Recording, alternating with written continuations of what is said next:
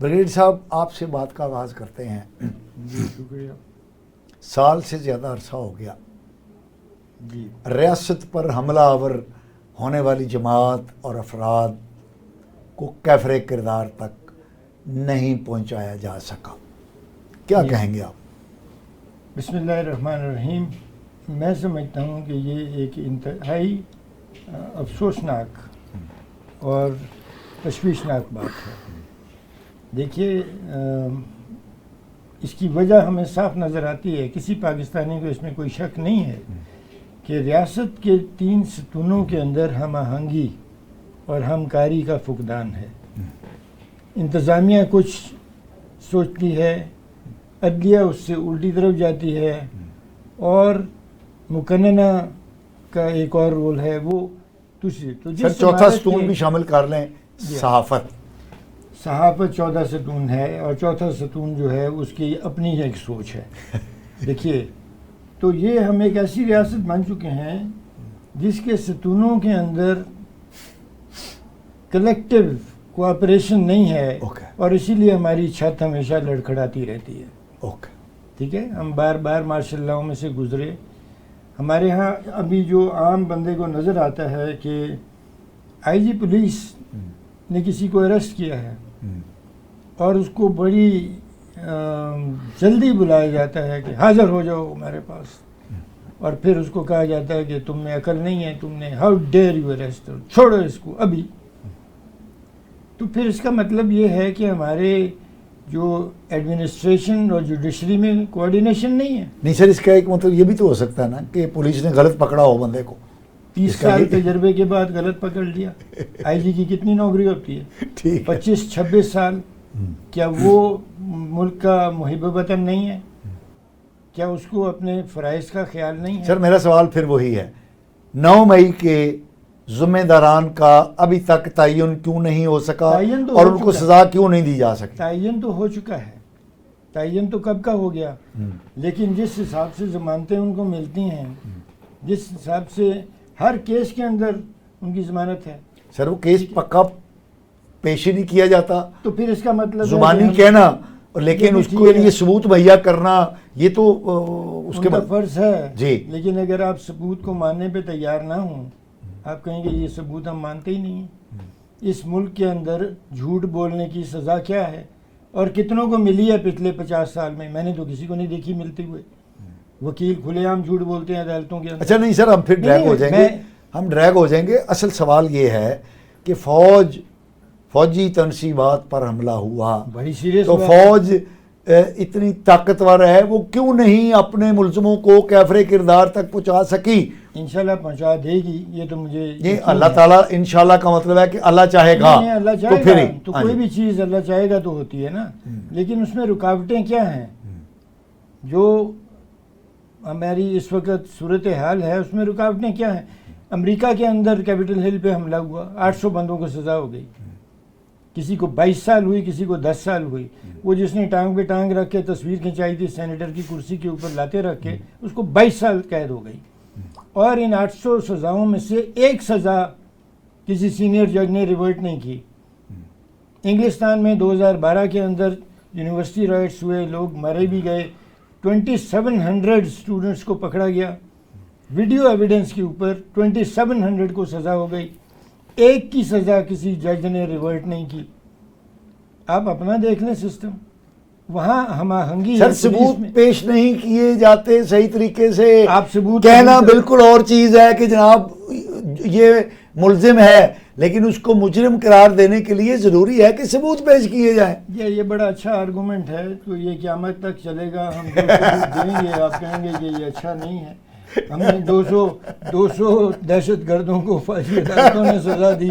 بھائی یک جنبش قلم آپ نے 200 کے 200 کر دیے. خضر بھٹا صاحب، برگیڈیئر صاحب کی بات میں وزن ہے کہ ادھر پکڑتے ہیں ہم، ادھر عدلیہ ان کو چھوڑ دیتی ہے. سر اوبویسلی دیکھیں، کوئی بھی ملک ہو یا کوئی بھی ریاست ہو، ہمیشہ اس کا ستون اور اس کو قائم رکھنے کے لیے انصاف بہت ضروری ہوتا ہے. انصاف کا بنیادی ظاہر ہے ہمارے ملک میں فقدان ہے اس ٹائم.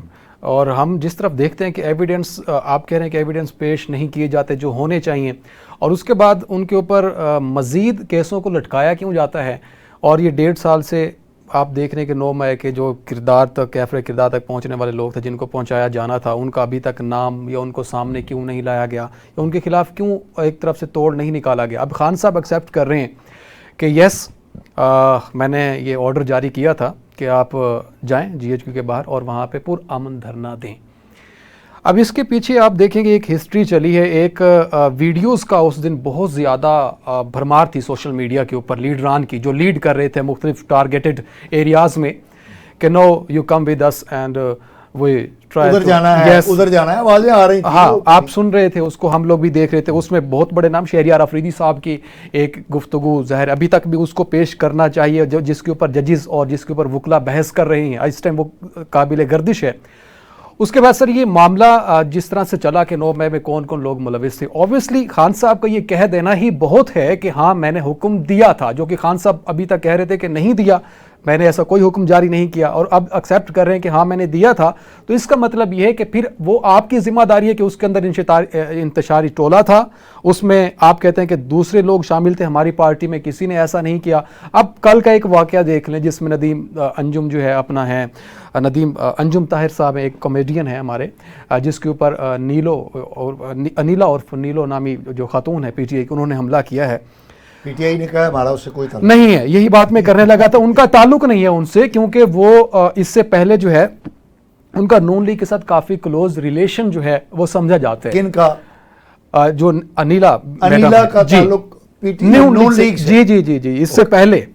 اس کے بعد سر میں جب یہ واقعہ ہوا تھا, کیونکہ میں اپنا پروگرام جب ہوسٹ کرتا تھا تو اس ٹائم بھی ظاہر ہے کہ میں نے 1-2 دفعہ مدعو کیا, ان کی اس ٹائم کولیگ رہیں جب وہ PTI میں تھی. اب وہ PTI میں نہیں ہے, میں آپ کو ہنٹ دے دیتا ہوں, وہ MPA ہیں, بٹ وہ بہت کنٹروورشل رہی ہیں.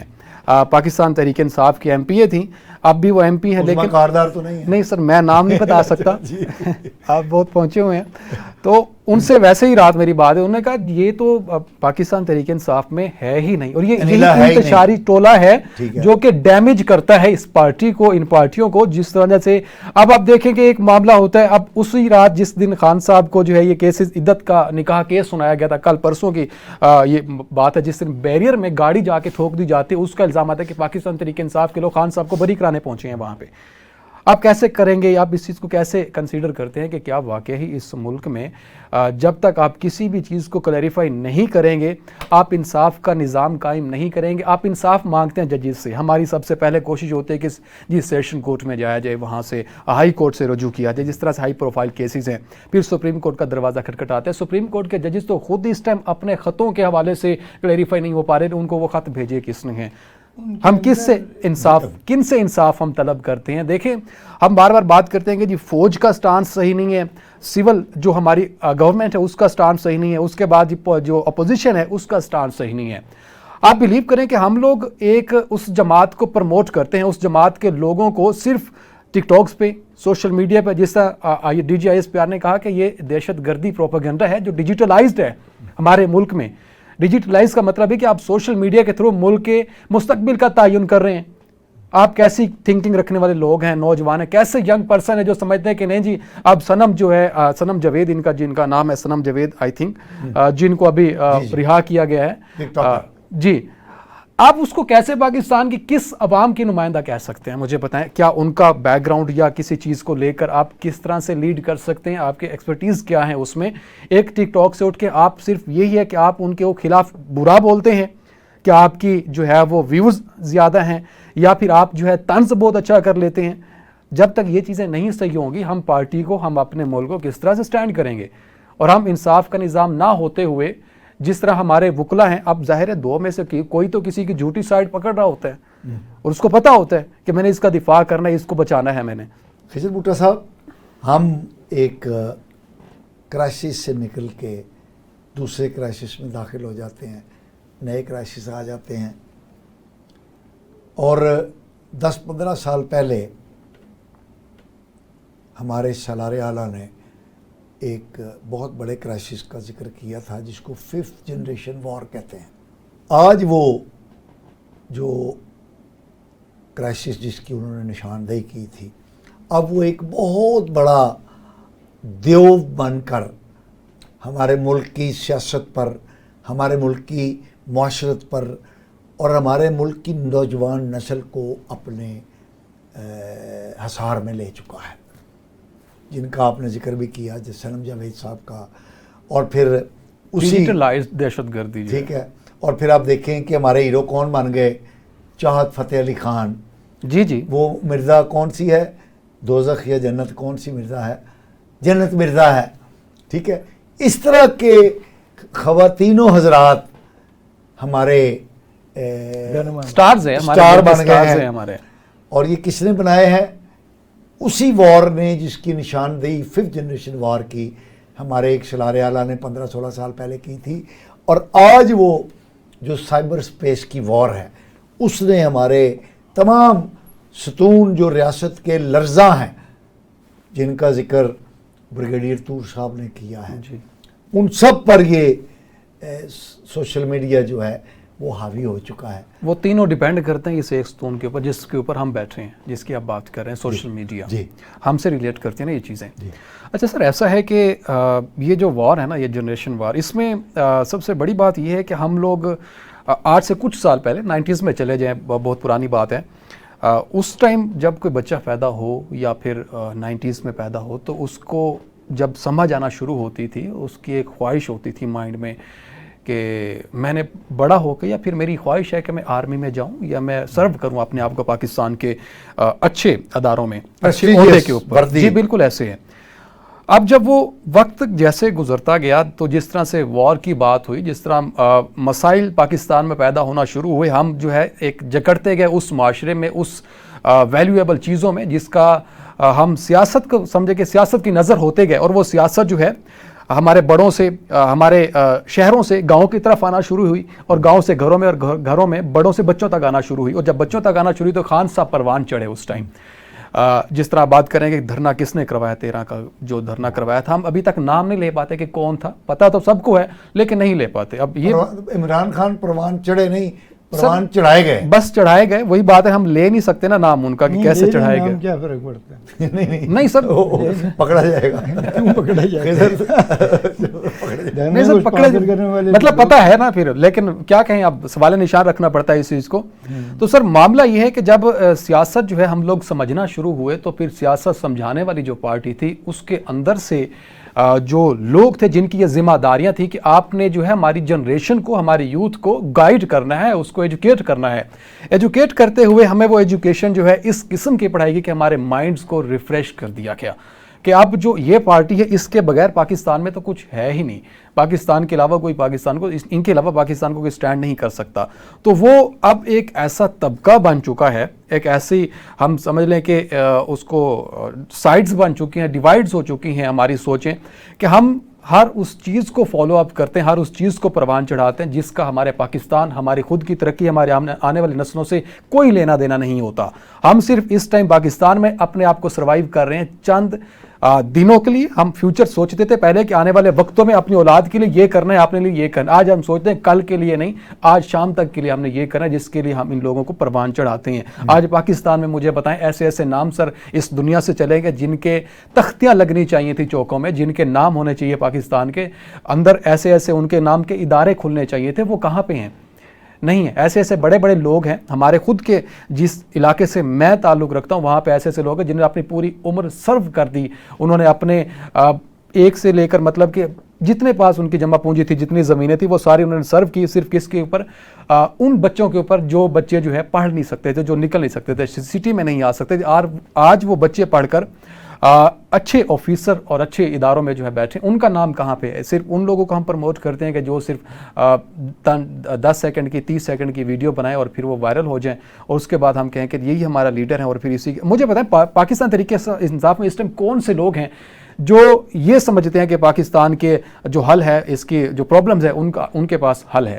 اچھا نہیں. ایک بات ہے خضر صاحب، آپ بہت خوبصورت بات کر رہے ہیں، لیکن جو ذہن سازی کی ٹیکنالوجی پی ٹی آئی نے اختیار کی ہے وہ غالب ہے اس وقت، یہ میں ماننا پڑے گا. جی. اور ہمارے جو پی ٹی آئی کے مخالف سیاسی جماعتیں ہیں وہ یہ کام نہیں کر سکیں، وسائل ہونے کے باوجود جی وہ ذہن سازی نہیں کر سکیں.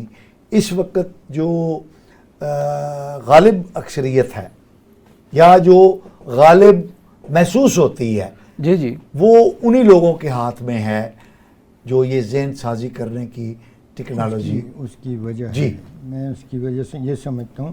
میری آپ اس بات سے ایگری جی ہاں، کرتے ہیں؟ بالکل میں ایگری کرتا ہوں. جی. پہلی بات تو میں کہوں گا کہ یہ 15 سال پہلے آئیڈینٹیفائی نہیں ہوا، یہ تو قرآن میں درج ہے 5th جنریشن وار. جی. قرآن میں ہے نا کہ تمہارے اندر کے وہ لوگ جن کو تم نہیں جانتے ہو ہمیں ان کا پتہ ہے. تو وہ جاسوسوں کی بات کی ہے، 5th کالمسٹ کی بات کی ہے.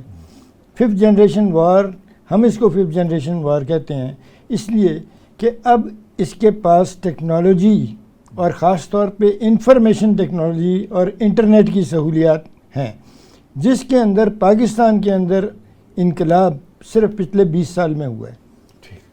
دیکھیے بریگیڈ کمانڈر کے پاس موبائل فون نہیں تھا 99 میں، صرف 24-25 سال ہوئے ہیں کہ یہ موبائل فون آ گئے، اور ان موبائل فونوں نے ایک انفارمیشن کا لنک ایک عام آدمی کو دے دیا، اور پھر دیکھتے دیکھتے یہ صفائی کرنے والوں کے پاس بھی آ گئے. گریڈ 1 سے لے کے گریڈ 22 تک موبائل فون موجود ہے اب، اور وہ ویڈیو پہ باتیں کر سکتے ہیں.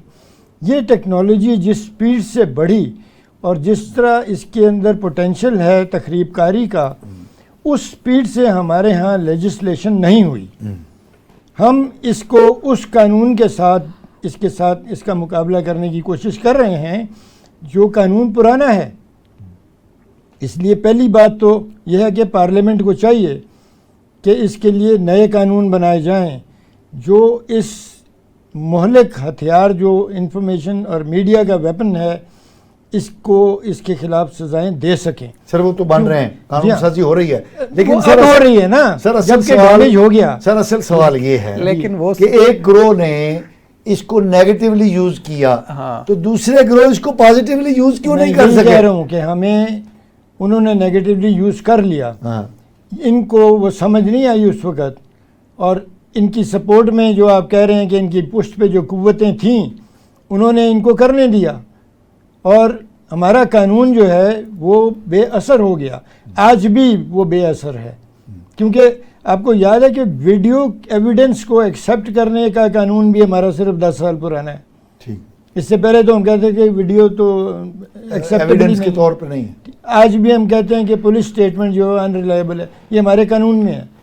ہم کہتے ہیں جی عام شہری کی سٹیٹمنٹ زیادہ ویلڈ ہے اور پولیس آفیسر کی سٹیٹمنٹ جو ہے وہ ویلڈ نہیں ہے. پولیس جھوٹ بولتی ہے، کرائے پہ لے لیتی ہے. لیکن جنہوں نے آپ کو یہ قانون دیا، جنہوں نے گورنمنٹ آف انڈیا ایکٹ 1935 بنایا، جس سے آپ کے ذہین ترین قانونی جادوگر شریف الدین پیرزادہ اے.کے. بروہی، حسن ظفر، یہ لوگ اس کا توڑ نہیں نکال سکے، اس کو بدل نہیں سکے گورنمنٹ آف انڈیا ایکٹ 1935 کو. آپ کے تمام آئین جو گزرے ہیں اور موجودہ آئین، انہوں نے اس کو ریٹیفائی کیا ہے.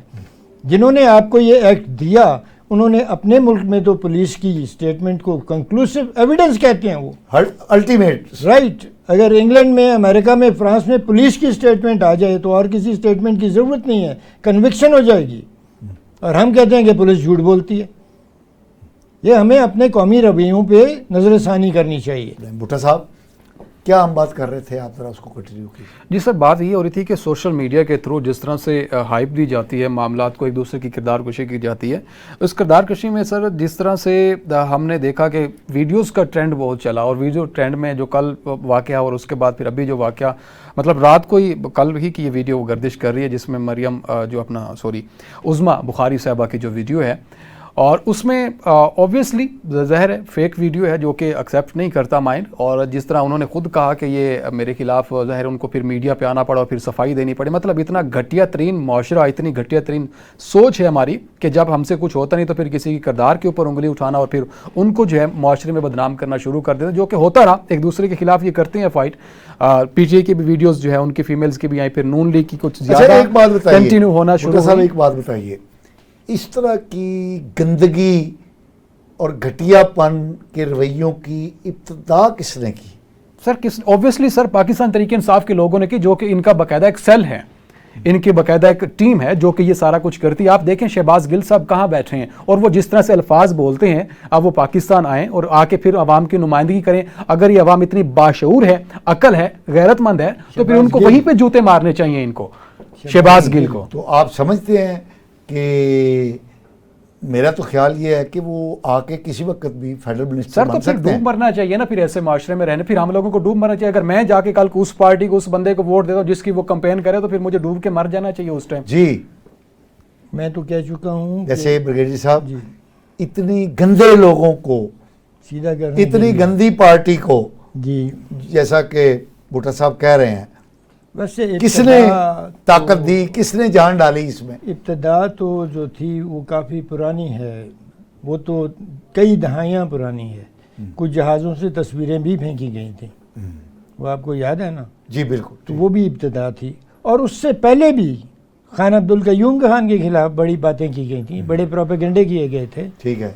तो ये जो हमारे यहाँ ख़ास तौर पे मुशर्रफ साहब के दौर में जब ये मीडिया को बढ़ोतरी चैनल्स के मिली, लाइसेंस दिए गए और वो खुल गया, लाइसेंस मिले और मोबाइल फ़ोन आए और पॉलिसी बहुत आई। ज़्यादा मीडिया पावरफुल हो गया, हमारा कानून दकियानूस रह गया, आउटडेटेड हो गया हमारा कानून। इस मॉडर्न टेक्नोलॉजी के जुराइम को इस्तेमाल करके जो जुराइम किए जाते हैं उनके सामने हमारा कानून बेबस नज़र आता है। अभी लेजिस्लेशन हुई है, पार्लियामेंट ने अच्छा किया, पार्लियामेंट को चाहिए कि और भी सख्त कवानीन बनाए इनको कंट्रोल करने के लिए। एक और बात भी मैं कहूँगा, जिस तरह फौजियों के हेल्प के अंदर है कि मैं पॉलिटिक्स में हिस्सा नहीं लूँगा सर्विस के दौरान, और रिटायरमेंट के बाद भी 2 साल की बंदिश है, सॉरी, इसी किस्म की बंदिश मेरा ख्याल है कि अदलिया पे भी लगनी चाहिए। सियासत में हिस्सा तो लेगा तो वो फिर इंसाफ कैसे करेगा? तरक्की साहब, के आपका बहुत बहुत शुक्रिया कि आप हमारे प्रोग्राम में तशरीफ़ लाए Thank you, और अपने ख्यालात आलिया से हमें मुस्तफ़ीद किया हमारे नाज़रीन को।